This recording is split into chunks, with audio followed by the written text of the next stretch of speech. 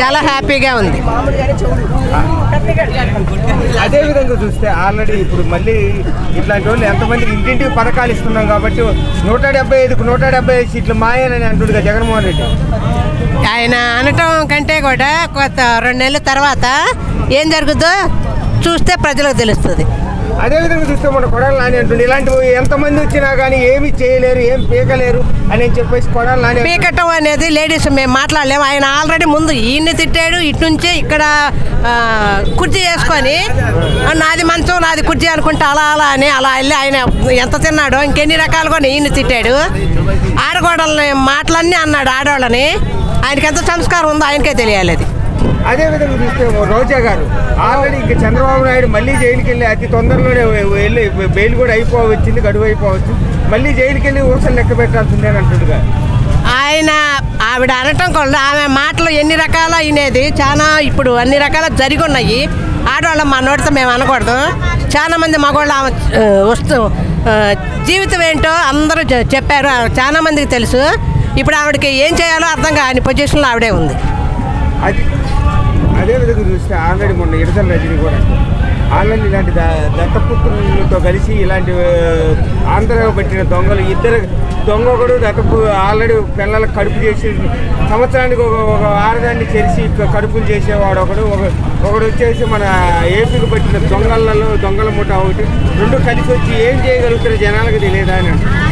అది సీక్రెట్లు అంటే అది ఎవరికి వాళ్ళకి తెలిసినంత ఇదిగా తెలుగుదేశం వాళ్ళకి తెలీదు. సీక్రెట్లు మెయింటైన్ చేయటం, అన్ని రకాల సొంత బ్లడ్ని చంపుకోవటం, తల్లిని చెల్లిని రోడ్డు మీదకి వేయటం వాళ్ళకి తెలిసినంత ఇదిగా తెలుగుదేశం వాళ్ళకి ఎవరికి తెలియదు. ఏదైనా కరెక్ట్గా ఉంటారు.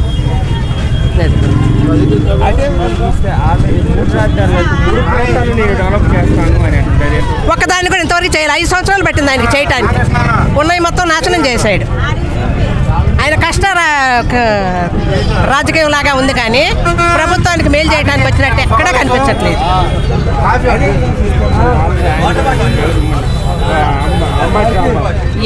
ఎవరు మాట్లాడితే గట్టిగా ఉన్న వాళ్ళందరినీ లోపలికి వేపిస్తున్నాడు. ఎవరేం చేశారని ఆయనకంటే కేసులు ఎక్కువ ఎవరికి లేవు అసలు. అది ఆడవాళ్ళు అనేది సానుభూతే లేదు ఆయనకి. ముందు ఊరక పేరు చెప్పుకోవటమే అని తప్పితే దేనికి ఉపయోగం లేదు ఆయన గారు.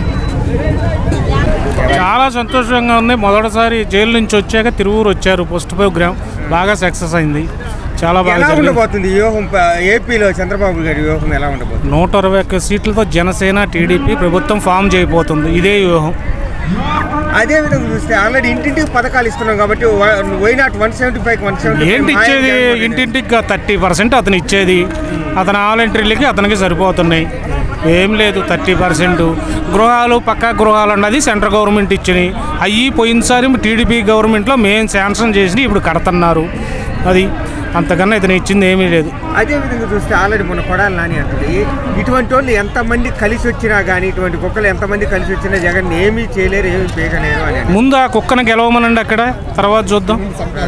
అది పందితో సమానం. అది గుడివాడ పంది. అది